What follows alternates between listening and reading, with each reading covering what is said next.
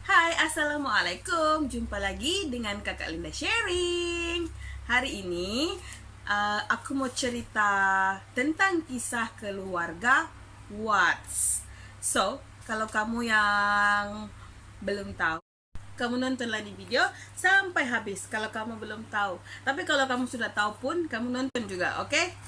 Sejam kita ceritakan tentang pengenalan dulu, pengenalan. Oke, jadi apa sebenarnya yang telah berlaku dengan keluarga Watts ini? Oke, satu pembunuhan telah berlaku di kalangan ahli keluarga Watts ini. Macam satu pembunuhan yang tidak dirancang. Oke, so jadi kisah pembunuhan keluarga nih telah berlaku melibatkan 5 orang ahli keluarga, yaitu bapaknya ataupun ketua keluarga itu sendiri yang bernama Christopher Watts. Dia telah membunuh istrinya, yaitu bernama Shannon Catherine Watts. Dia punya anak pertama, si Bella, berumur 4 tahun pada ketika itu, dan juga anak keduanya yaitu si Caliste, atau sebutannya macam mana nih, Caliste lah, berumur 3 tahun pada ketika itu. Dan juga masa dia membunuh istrinya tuh sedang mengandung anak ketiga dorang yang dalam umur kandungannya pada ketika itu ialah 15 minggu. Dikabarkan juga yang dia punya anak yang sedang berada dalam kandungan tuh memiliki jantina lelaki dan mereka bakal namakan sebagai Nico Lee Watts. Peristiwa itu berlaku pada 13 Ogos tahun 2018 bertempat di Frederick, Colorado, United States, yaitu tempat kediaman keluarga tersebutlah pada masa itu. Manakala istrinya pula Shannon Christine Watts ini pula telah dilahirkan pada tahun 1984. Mereka berdua nih adalah masing-masing merupakan penduduk asal daripada Spring Lake dan juga Aberdeen, dari North Carolina, Cumberland County, United States. So mereka nih berjumpa pada tahun 2010 dan berkahwin pada tahun 2012 di Mecklenburg County, United States. Kemudian sehasil daripada perkawinan mereka telah mendapat 2 orang anak perempuan, yaitu Bella Mary Watts yang telah dilahirkan pada 7 Desember 2013 dan Caliste Catherine Watts yang telah dilahirkan pada 17 Julai 2015. So masing-masing pada ketika anak mereka dibunuh tuh, si Bella berumur 4 tahun dan adiknya Caliste berumur 3 tahun. Dan juga jadi mereka sekeluarga ini tinggallah di sebuah rumah yang memiliki 5 buah bilik di Frederick, Colorado yang telah dibeli pada tahun 2013. Si Chris Watt nih dia merupakan salah seorang pekerja di petroleum Anadarko Petroleum, manakala si Shannon pula merupakan seorang pekerja di sebuah syarikat pemasaran yang menjual produk yang bernama Thrift. Kemudian mereka nih telah diisytiharkan bankrupt pada tahun 2015. Jadi macam mana kejadian pembunuhan itu berlaku? Dikabarkan pada 13 Ogos 2018, si Shannon, yaitu istri kepada Chris Watt tadi, dia nih baru balik daripada satu business trip dengan kawan-kawannya. So dia sampai di rumah pada jam 1.48 pagi, subuhan nih maksudnya. Dia dihantar oleh kawannya bernama Nicole Uthoff Atkinson. Jadi masa itu si Chris dia dengan anak-anaknya semua ada di rumah. Kemudian pada keesokan harinya sepatutnya si Shannon nih ada temu janji dengan dokter, sebab biasalah kalau orang mengandung kan dia kan ada temu janji setiap ikut tari yang diberikan tuh kan. So nama temu janji itu ialah OB-GYN. Kemudian sepatutnya si Shannon nih sudah berjanji dengan si kawannya tadi tuh siapa tadi nama kawannya itu, si Nicole Atkinson, okay? Dia sudah berjanji. Kemudian si Nicole nih heran, dia bilang kenapa si Shannon tuh ndak ada macam, kenapa dia tidak pergi dia punya temu janji tuh, okay? Kenapa dia boleh terlepas temu janji tuh. Lepas tu dia call tidak berjawab, dia SMS tidak berbalas. So, jadi tengah hari tu pergilah si Atkinson ni rumah kawannya si Shannon, pergi cari kawannya. Dia ketuk-ketuk pintu apa semua kan tidak ada orang. So dia hairan. Jadi dia hairan, dia risau berlaku sesuatu kepada kawannya. Dia pun teleponlah si Chris. Dia telepon si Chris, dia kasih tahu si Shannon tu tidak ada di rumah apa semua kan begitu. Jadi si Chris cakap, "Okay, aku on the way balik." Kemudian bila si Atkinson ni tunggu si Chris ni lama, dia bilang lambat kan. Jadi si Atkinson tadi pun dia telepon lah polis. Okay, dia telepon polis. Tak lama lepas tu polis pun datang. Polis ni sampai di rumah dorang tu pada sekitar jam 1.40 petang lah. Tak lama selepas tu si Chris pun sampai. Jadi bila si Chris sampai, polis pun tanya lah dia macam gini.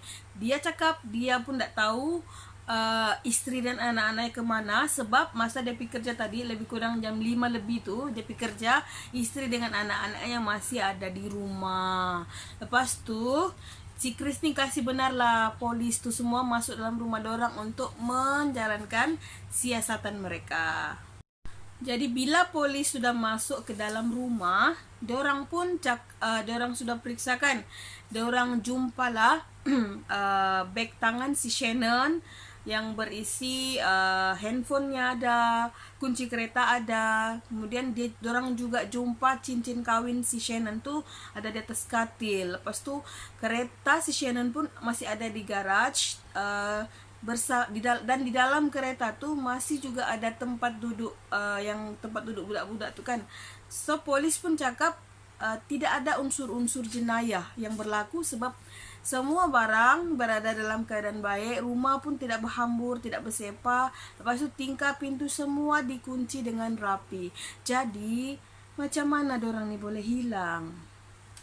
So pada 14 hari bulan Ogos tahun yang sama, maksudnya besoknya, FBI dengan Colorado Bureau of Investigation pun join lah pencarian kepada keluarga si Watts ni kan.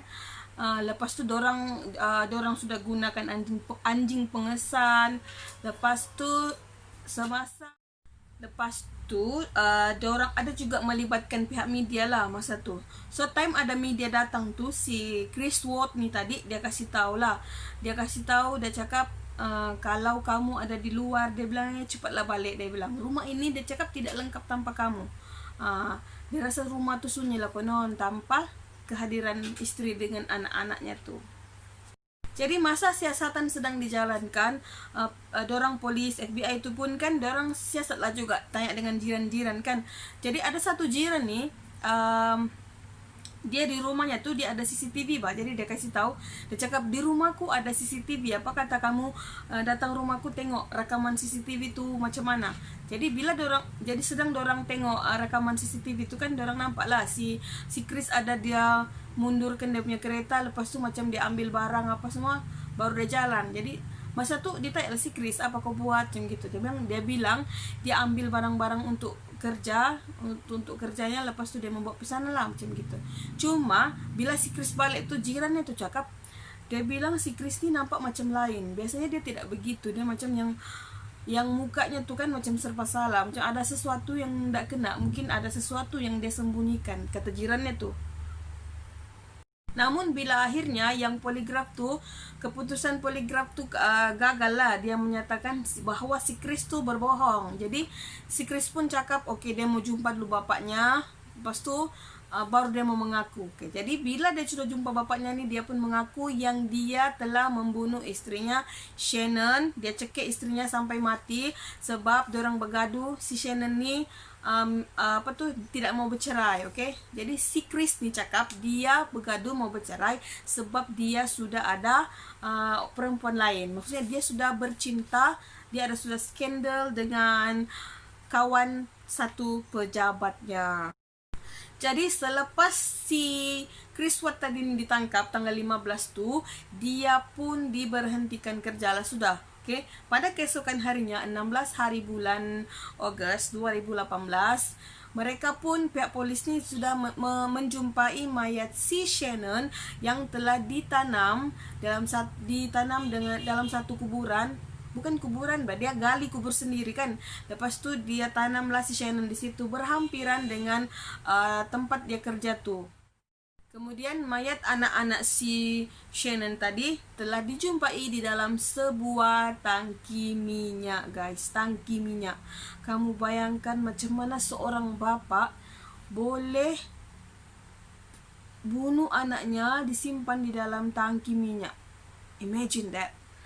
Jadi menurut temu bual dengan Dr. Phil, yaitu si Chris punya lawyer tadi, dia cakap si Chris ni sudah mengaku yang dia bunuh si Shannon sebab pergaduhan pasal perceraian.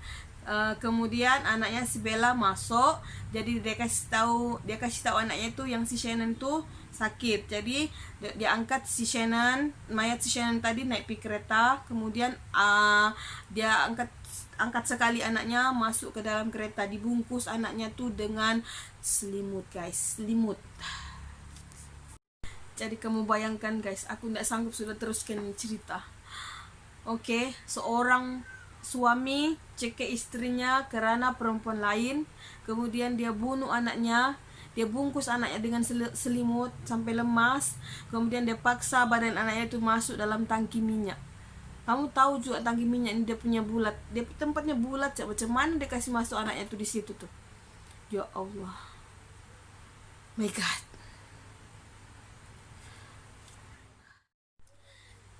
Jadi masa perbicaraan di mahkamah tu kan adalah bapak si Shannon ni bercakap. Dia cakap, aku sudah bagi kepercayaan sama kau untuk jaga anak dengan istriku, untuk jaga dorang dengan baik, bukan membunuh dorang. Lepas tu ada lagi dia cakap, dia bilang orang bilang kau ni bukan monster, kau ni bukan monster. Dia cakap lah, ya memang kau bukan monster, tapi kau adalah devil monster. Bayangkanlah betapa sakitnya hati seorang bapa bila menantu yang dipercayai untuk menjaga anak dengan istrinya, tapi telah sebaliknya telah menjadi orang yang paling kejam dalam kehidupan anak dengan cucunya. Memang sangat sedih lah. Lepas tu kan semasa si Chris Ward ni dalam penjara lah, dia sedang menjalani hukuman di dalam penjara kan, dia ada dapat surat daripada peminat-peminat perempuan-perempuan di luar ni yang menyatakan dia #Chris Team, macam gitu. Diorang menyokong si Chris, kemudian macam dia bagi kata-kata semangat untuk si Chris. Lepas tu ada juga sampai menghantar gambar yang pakai bikini sejak sebab macam fanatik, dia suka dengan si Chris tu begitu. Macam tak tahulah apa orang punya pikiran tu kan. So itu cerita yang aku boleh sampaikan untuk hari ini. Segala kekurangan aku mohon maaf, sebab aku pun masih lagi dalam learning process untuk macam mana cara-cara bercakap di depan kamera ni.